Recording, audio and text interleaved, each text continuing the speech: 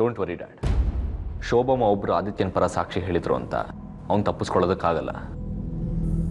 ಅವ್ನು ಏನೇ ಸರ್ಕಸ್ ಮಾಡಿದ್ರು ಈ ಕೇಸಿಂದ ಎಸ್ಕೇಪ್ ಆಗಕ್ಕೆ ನಾನು ಬಿಡಲ್ಲ. ಅವನು ಈಗಿರೋದು ನನ್ನ ಮುಷ್ಟಿಯಲ್ಲಿ.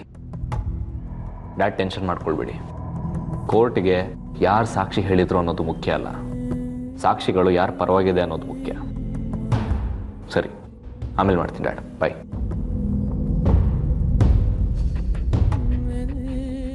ಲೋ ತಮ್ಮ, ಯಾಕೋ ಇಷ್ಟು ಟೆನ್ಷನ್ ಮಾಡ್ಕೊಂಡಿದ್ಯಾ?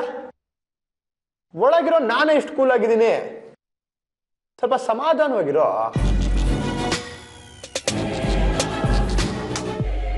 ನೀನ್ ಎಷ್ಟೇ ಎಗರಾಡಿದ್ರು, ಕೂಗಾಡಿದ್ರು, ಕಿರ್ಚಿ ಟೆನ್ಷನ್ ಮಾಡ್ಕೊಂಡ್ರು ಅದೇನಾಗ್ಬೇಕೋ ಅದೇ ಆಗೋದು.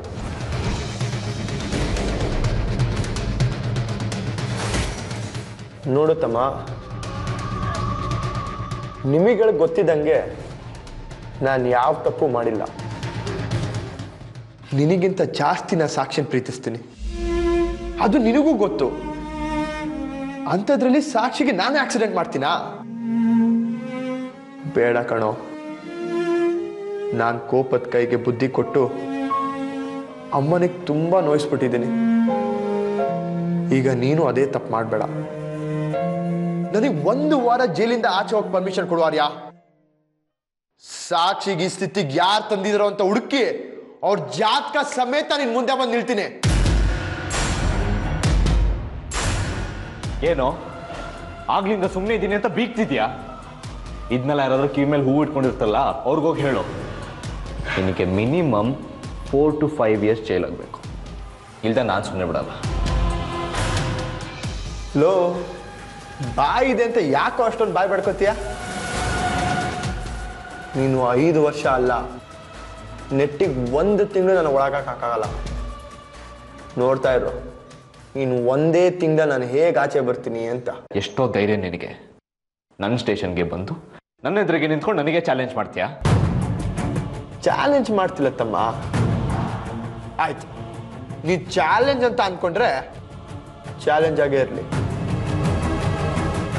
ಚಾಲೆಂಜಲ್ಲಿ ಯಾರು ಗೆಲ್ತಾರೆ ಅಂತ ನೋಡೇ ಬಿಡೋಣ. ಎಷ್ಟೋ ಕೊಬ್ಬು ನಿನಗೆ.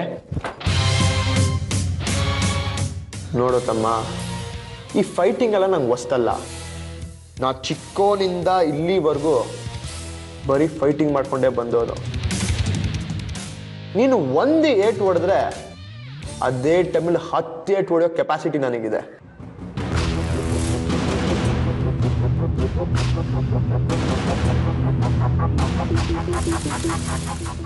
ನಾನು ಆಲ್ರೆಡಿ ಒಳಗಿದ್ದೀನಿ.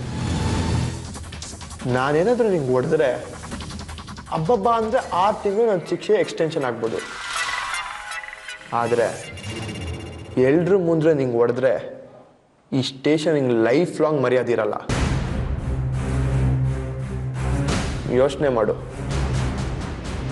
ಮರ್ಯಾದೆನಾ ಇಲ್ಲ ವಧೆನಾ? ಇವತ್ತು ನನ್ನಿಂದ ನೀನು ತಪ್ಪಿಸ್ಕೊಂಡಿರ್ಬೋದು, ಆದರೆ ಒಂದು ನೆನಪಿರಲಿ, ಇನ್ನು ಮುಂದೆ ನೀನು ನನ್ನ ಕೈ ಕೆಳಗಿರ್ತೀಯ. ಇವತ್ತಲ್ಲ ನಾಳೆ ನಿಂಗೆ ಸರಿಯಾಗಿ ವಾಂಚಿಲ್ಲ ಅಂದರೆ ನನ್ನ ಹೆಸರು ಆರ್ಯನೇ ಅಲ್ಲ.